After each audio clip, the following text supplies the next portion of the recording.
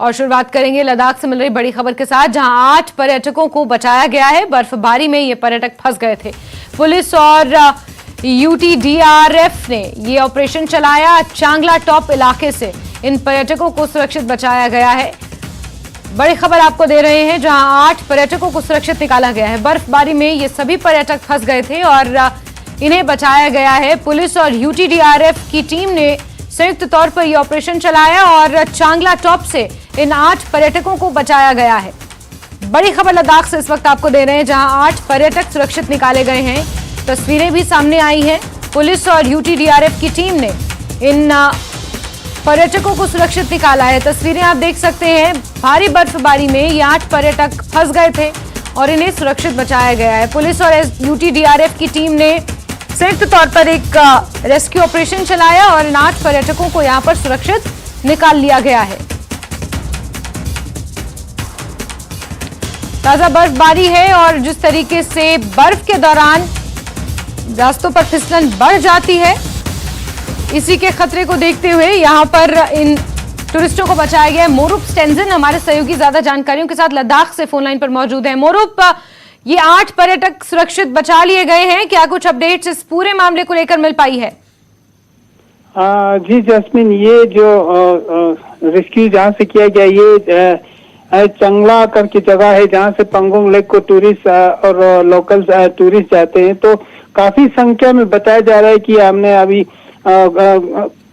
UT जो DRF के जो डीएसपी से बात किया तो उन्होंने बताया कि रात से उन्होंने यहाँ से एक टीम डिस्पैच किया जो इंस्पेक्टर छंग नमग्याल के कायदत में, तो उन्होंने उनको रेस्क्यू किया। रात भर रेस्क्यू में लगा रहा, क्योंकि हम सबको पता है कि जिस तरह से मौसम आजकल बहुत ही अनप्रेडिक्टेबल, अभी धूप होता है तो अचानक बर्फबारी गिरते, तो लद्दाख में जो पंगोंग जो फेमस टूरिस्ट स्पॉट है वहाँ काफी संख्या में टूरिस्ट जाते, तो आते समय उनको जो चांगला क्रॉस करने के बाद जो एक पास है वहां से क्रॉस करने के बाद जो बर्फ के कारण गाड़ी का भी जगह से फिसलन हुआ, तो उनको एक जगह पर फंस गया। तो पुलिस और यूटीडीआरएफ की तरफ से उन्होंने टीम भेजा, तो आर्मी और सब मदद करके उनको रेस्क्यू किया। जी जैस्मिन।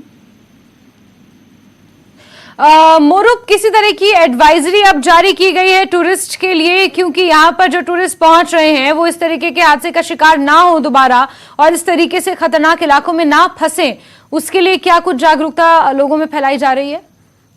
जी फिलहाल कोई ऑफिशियल एडवाइजरी इस तरह से आता है, जैसे रोज कंट्रोल रूम से सुबह मौसम की जानकारी देते हैं कि इस एडवाइस करते हैं कि इस रूट पे माचना खासकर जोजिला या पंगोंग, उसी तरह आजकल मनाली ले रोड भी खुला, तो जहाँ पर चलने के लिए लोगों को हिदायत दे देते किस दिन ठीक रहेगा, किस दिन मौसम खराब रहेगा, तो उसी अकॉर्डिंगली जो टूरिस्ट है या लोकल से वो इसी जो मौसम विभाग और पुलिस कंट्रोल रूम की जो हिदायत की मुताबिक ही इस रूट पे चलते हैं, क्योंकि मौसम ये बहुत ही अचानक से एकदम खराब होता है इस साल। जैसे हम सबको बखूबी मालूम है किस तरह से मौसम हर जगह एकदम डिस्टर्ब रहता है, तो कभी धूप होता है तो अचानक बर्फ गिर गिरता है, तो खासकर पहाड़ों में जो पास में क्रॉस करते समय ऐसी स्थिति में जो एडवाइजरी को ध्यान में रखते हुए चलना होगा, अदरवाइज मुश्किलों का सामना करना पड़ सकता है। जी जैस्मिन।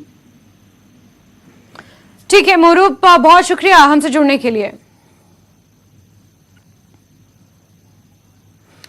पैंथर्स पार्टी ने उधमपुर पुलिस के खिलाफ धरना प्रदर्शन किया। हर्षदेव सिंह ने मियां बाग से उधमपुर पुलिस के खिलाफ विरोध रैली निकाली। ये रैली विभिन्न बाजारों से होते हुए एसएसपी कार्यालय उधमपुर पहुंची, जहां उन्होंने एसएसपी उधमपुर से मुलाकात की। इस बीच उधमपुर में पुलिस और सुरक्षा बलों को तैनात भी किया गया था। विरोध रैली में बड़ी संख्या में जनप्रतिनिधियों ने भी हिस्सा लिया।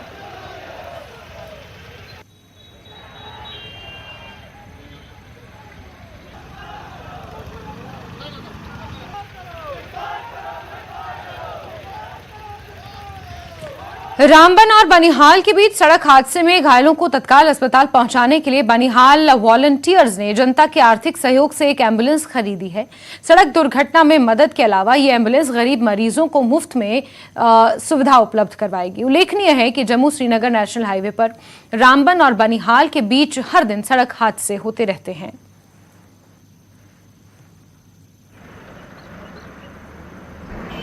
असली एम्बुलेंस हमें आ जाए। जो हमारे पास पुरानी इको थी पहले, उसमें रेस्क्यू नहीं हम कर सकते थे, उसमें पहुंच ही नहीं सकते थे। कोई डेड बॉडी हो, कोई जख्मी हो, वो लिटा के भी नहीं उसमें, क्योंकि छोटा उसका स्पेस था।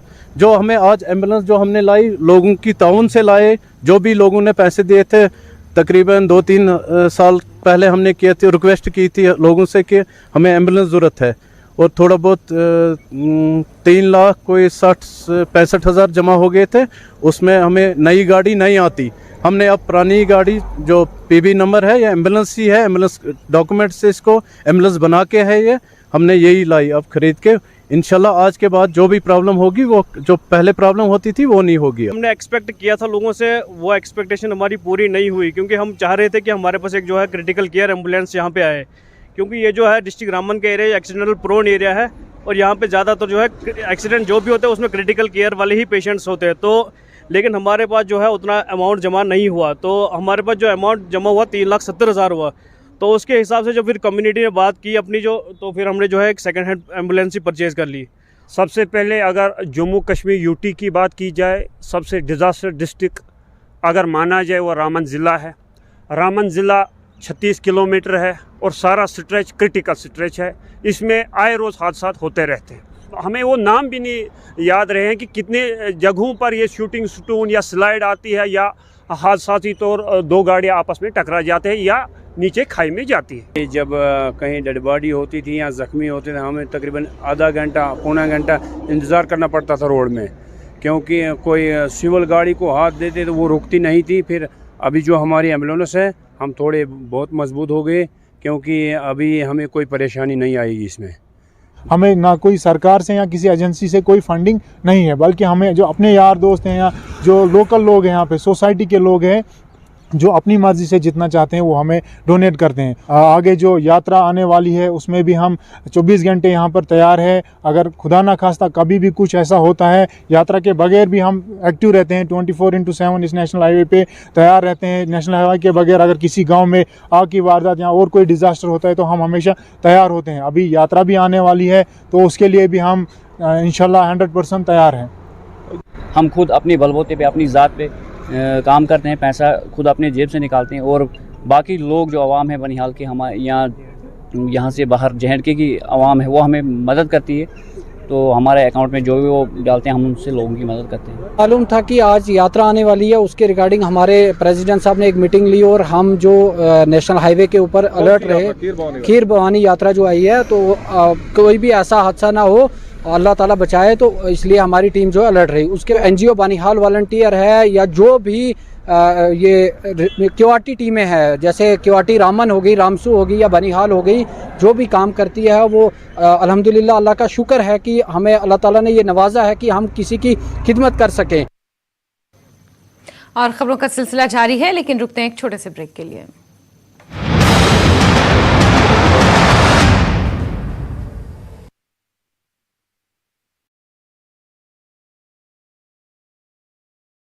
महिला मोर्चा ने कार्यक्रम का आयोजन किया। कार्यक्रम में बड़ी संख्या में महिलाओं ने भाग लिया। कार्यक्रम का उद्देश्य महिलाओं को भारत सरकार की योजनाओं से अवगत कराना था। कार्यक्रम में मुख्य रूप से भाजपा के राष्ट्रीय महिला मोर्चा के कार्यकारिणी सदस्य शांतला भुट्टो मौजूद रही। सीएम सुक्खू देहरा दौरे पर रहे। सीएम ने हरिपुर में बने नए बस स्टैंड सहित कई परियोजनाओं का शिलान्यास और उद्घाटन किया। वहीं नीति आयोग की बैठक में हिस्सा लेने आज फिर सीएम सुक्खू पहुंचेंगे दिल्ली। कांग्रेस प्रदेश अध्यक्ष प्रतिभा सिंह मनाली दौरे पर रही। कंट्राई में आयोजित सशक्त नारी सशक्त समाज कार्यक्रम में हुई शामिल। इस दौरान उन्होंने 15,000 की राशि पंचायतों के माध्यम से महिला मंडलों को ऑनलाइन भेजे जाने की बात कही। सुक्खू सरकार के खिलाफ डॉक्टर्स ने खोला मोर्चा। एनपीए पर जंग का ऐलान। एनपीए बंद करने के विरोध में उतरे डॉक्टर्स। 29 मई से रोजाना 11 बजे तक पेन डाउन स्ट्राइक का ऐलान। सरकार से एनपीए बहाली की मांग।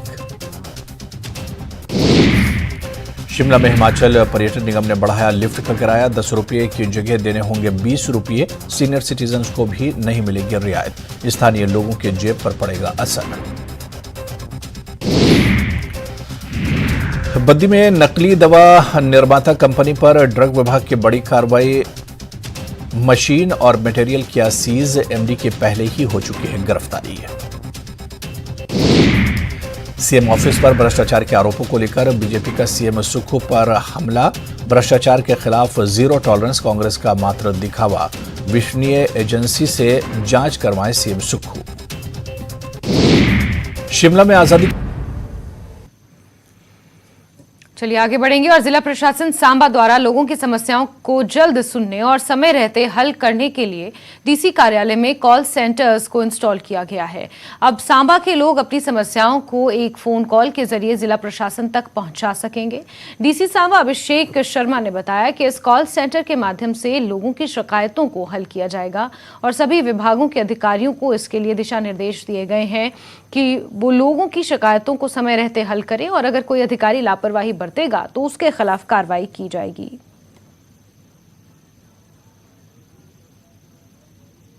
पास किसी भी प्रकार के पब्लिक के इशू हैं, जैसे बिजली के प्रति, पानी के प्रति और भी कई प्रकार के इश्यूज होते हैं, कोई डिपार्टमेंटल इशू होते हैं, तो फिर जब हमें कंप्लेन आती है तो पहले हम सबसे पहले कंप्लेन को नोट करते हैं। फिर उसके बाद हम जो भी जिसके कंसर्निंग वो कंप्लेन होती है, किसी भी डिस्ट्रिक्ट ऑफिसर के कंसर्निंग, फिर हम उनको इंटीमेट करते हैं। तो फिर 24 घंटे के अंदर अंदर फिर हम उनका रिप्लाई भी लेते हैं कि क्या ये कंप्लेन सॉल्व हुई है कि चाहे नहीं हुई। तो उसी के रिलेटेड हम फोटो कॉपी निकाल कर जितनी भी हमें पर डे कंप्लेंट्स आती हैं वो हम डीसी सर को ऊपर भेज देते हैं।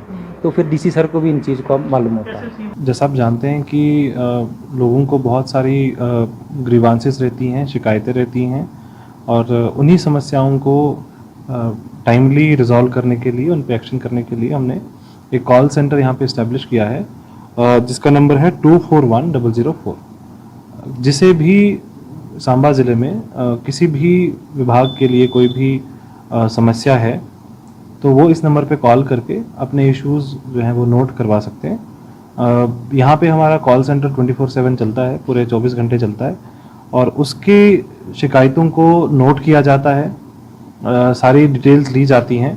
ये सारा जो है हमने एक इंटरनल एक ऑनलाइन सिस्टम बनाया है, उस पर ये इन्फॉर्मेशन ली जाती है और उस इशू के बारे में भी एक छोटा सा नोट बनाया जाता है, फिर उसको कंसर्न डिपार्टमेंट को फॉरवर्ड किया जाता है। तो मेरे को ये बताते हुए बड़ा सेटिस्फेक्शन महसूस होती है कि हमारे बहुत सारे केसेस जो हैं वो दिन टाइम लिमिट रिजॉल्व हो जाते हैं। बहुत बार कुछ छोटी सी समस्या रहती है, बिजली ना आना, ट्रांसफार्मर का रिप्लेस होना, पानी की समस्या, ये जितने भी इश्यूज इमरजेंसी नेचर के रहते हैं, इनको कोशिश की जाती है कि 24 घंटे के अंदर अंदर इनका रेजोल्यूशन किया जाए। पाकिस्तान की सेना पर जिला पलंदारी के एक निवासी ने बलात्कार का आरोप लगाया है। पाकिस्तान अधिकृत कश्मीर के पलंदारी जिला के निवासी का आरोप है कि पाकिस्तानी सेना के अधिकारियों ने उसकी उपस्थिति में उसकी बेटी के साथ बलात्कार किया।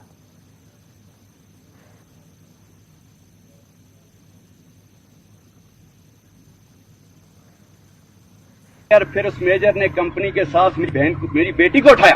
1 महीने बाद मेरी बेटी की शादी थी, मैं कैंप में रखा हुआ था, बेटी को उठाकर कैंप में ले आए। मैं बाप हूं, बाप। हम जो मजलूम है, शायद तुम्हें आवाज सुनाई नहीं दे रही है, मैं बाप था। मेरे सामने 30 फौजी ने उसके साथ गलत किया। मुझे वहां से शिफ्ट करके जेल भेजा। जेलर से मैंने कहा मुझे फांसी की सजा दे दो। मेरी बेटी की 1 महीने के बाद शादी थी। अब मैं बाबा कहती थी वो, ये बाबा उसको अपना चेहरा अब जाकर नहीं दिखा सकता है। पाकिस्तान में कानून व्यवस्था की हालत खराब है। आर्थिक स्थिति पहले से ही बिगड़ी हुई है। राजनीतिक अस्थिरता के माहौल से जनता का जीना मुश्किल हो गया है।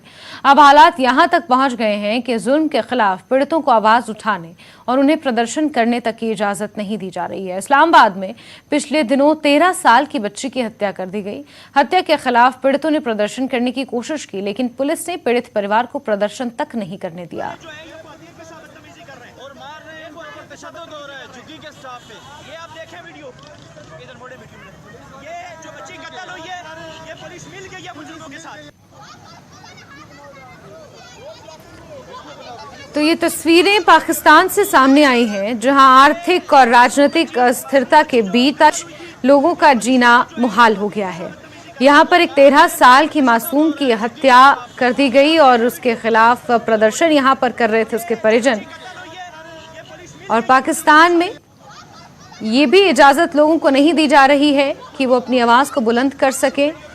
यहाँ पर कानून व्यवस्था इस कदर है कि लोग यहाँ पर अपनी आवाज़ नहीं उठा पा रहे हैं। राजनीतिक अस्थिरता के माहौल में जनता का जीना मुश्किल हो गया है और जुल्म के खिलाफ आवाज़ उठाने वालों को यहाँ पर दबाया जा रहा है, इजाज़त नहीं दी जा रही है।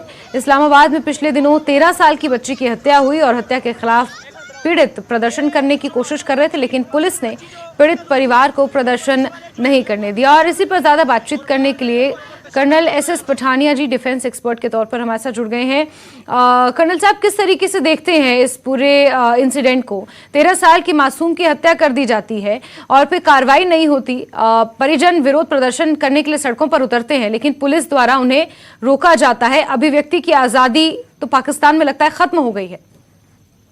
देखिए, पाकिस्तान इस समय पूरी तरह से एक फेल स्टेट बन चुका है। अगर आप ये पीओके को छोड़ के देखें, जो पाकिस्तान में हो रहा है, वहाँ पे तशद्दुद और जुल्म की जो है वो इंतहा हो चुकी है। तकरीबन 10,000 जो पीटीआई के वर्कर हैं उनके साथ जो जुल्म हो रहा है इस गर्मी के अंदर, तो बहुत ही दुर्भाग्यपूर्ण और शर्मनाक बात है। अगर हम बात करते हैं डेमोक्रेसी की, अगर हम बात करते हैं कॉन्स्टिट्यूशन की, अगर हम बात करते हैं लॉ एंड ऑर्डर की, ये सारी चीजें वहां पे खत्म हो चुकी है। अभी पीओके के बारे में देखिए, ये जो पीओके है ये हमेशा से पाकिस्तान ने इसको एक्सप्लॉइट किया है। वहां के लोगों को हमेशा सेकंड रेट जो सिटीजन रेटिंग दी है और वहां के जो मिनरल्स और रिसोर्सेज है उन्होंने उनको लूटा है, जिस तरीके से ब्रिटिशर्स ने इंडिया को लूटा था।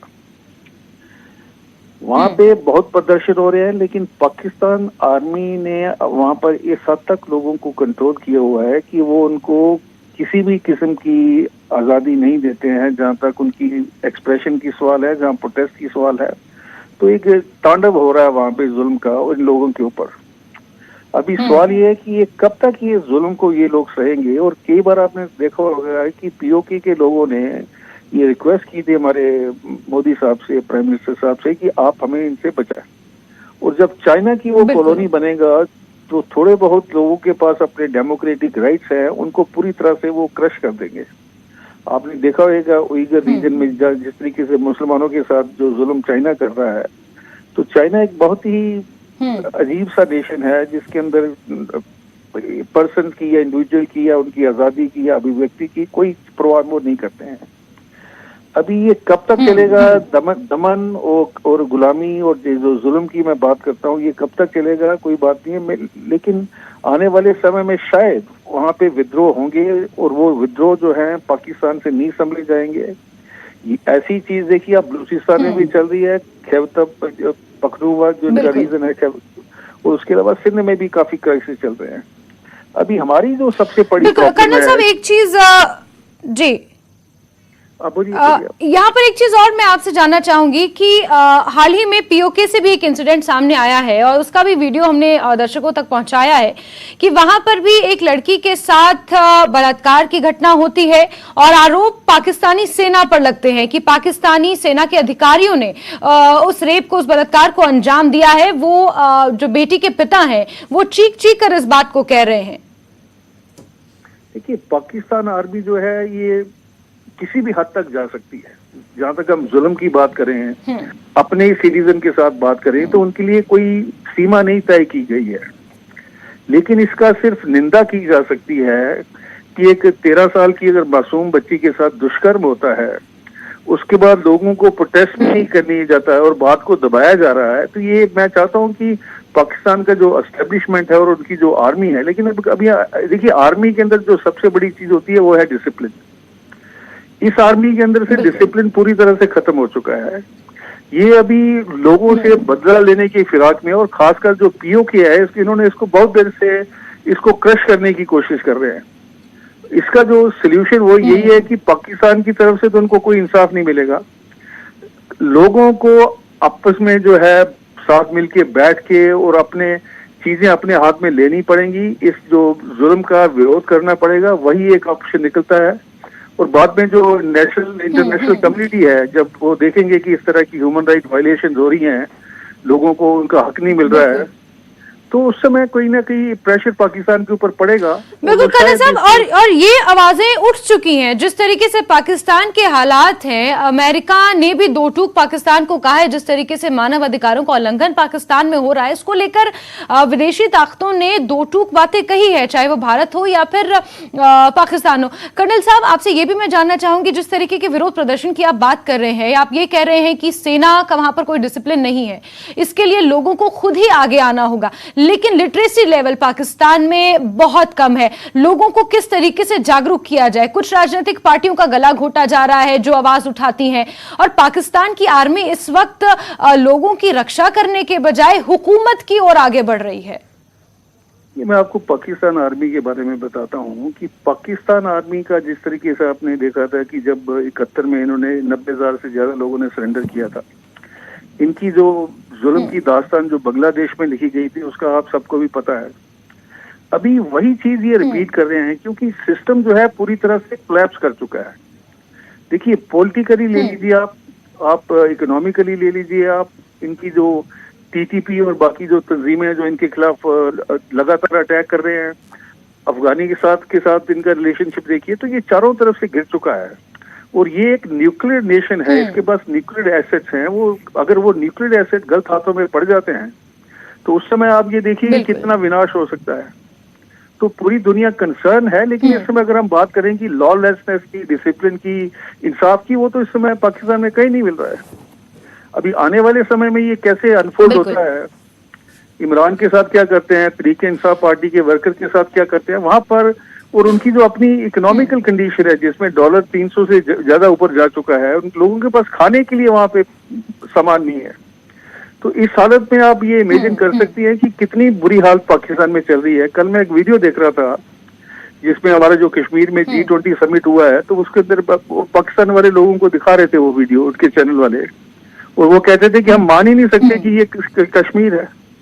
अभी कश्मीर के अंदर जो डेवलपमेंट हुई है उसको हम अगर कंपेयर करते हैं पीओके के साथ, तो लोगों के अंदर वो भावना तो जगेगी कि हमारे साथ जुल्म क्यों हो रहा है। और आज से देखिए, हो सकता है आने वाले समय में वहां पे जो इंसर्जेंसी होती है वो शुरू हो जाए, हो चुकी है, लेकिन वो ज्यादा। कर्नल साहब, एक आखिरी सवाल। जी बोलिए। कर्नल साहब, एक आखिरी सवाल आपसे लेना चाहूंगी, क्योंकि हालांकि भारत और पाकिस्तान को शायद कंपेयर करना भी गलत होगा, लेकिन क्योंकि पाकिस्तान हमारा नेबर है और जिस तरीके की स्थिरता, लॉलेसनेस पाकिस्तान में इस वक्त है, उसके जो रेपरकशंस हैं वो कहीं ना कहीं भारत पर भी उसका असर पड़ता हुआ नजर आएगा। देखिए, भारत इस समय बहुत आगे निकल चुका है। भारत के लिए ये अच्छा है कि अगर पाकिस्तान एक स्टेबल नेशन के रूप में काम करता है, लेकिन अगर पाकिस्तान पूरी तरह से फेल हो जाता है, वहां पे जो सिविल वॉर है वो प्रोलॉन्ग हो जाता है, तो फिर वो रिफ्यूजी कराना वहां से शुरू हो जाएगा, जो इंडिया के लिए मैटर ऑफ कंसर्न है। और इस तरीके से ये चीजें सारी जो है वो इंडिया भी यही चाहेगा कि पाकिस्तान एक स्टेबलाइज नेशन बन जाए, अपनी इंटरनल प्रॉब्लम को सॉर्ट आउट करें, अपनी डेमोक्रेसी को बहाल करें और खुशहाल नेबर की तरह जिए। और दूसरी बात यह है कि अगर देखिए, हमारा जम्मू एंड कश्मीर बहुत सी एरिया है, या इस समय जो मर्सनरीज हैं और जो ये जो तंजीमें हैं, जैसे टीटीपी कह लीजिए, IS कह लीजिए, अलकायदा कह लीजिए, वो सब ताक में बैठे हुए हैं कि कब वो अपने एलिमेंट वो कश्मीर में पुश कर सके और कश्मीर के अंदर वो नैर्को टेररिज्म को भी फैला सके। तो ये एक गंभीर विषय है जिसके अंदर I am very sure our intelligence agency and security forces they must be taking the cognizance. बिल्कुल बिल्कुल, they are taking a cognizance. और इसी के मद्देनजर बहुत से ऐसे ठिकानों पर छापे भी पड़ रहे हैं और उन घरों पर छापे पड़ रहे हैं जो माना जा रहा है कि कुछ आतंकवादियों के हैं और सीमा पार से ऑपरेट कर रहे हैं। कर्नल साहब, हमसे जुड़ने के लिए, न्यूज 18 को अपना महत्वपूर्ण समय देने के लिए आपका बहुत शुक्रिया। और इसी के साथ टॉप 18 में अभी के लिए बस इतना ही, लेकिन न्यूज 18 JKLH पर खबरों का सिलसिला लगातार जारी है। आप बने रहिए हमारे साथ।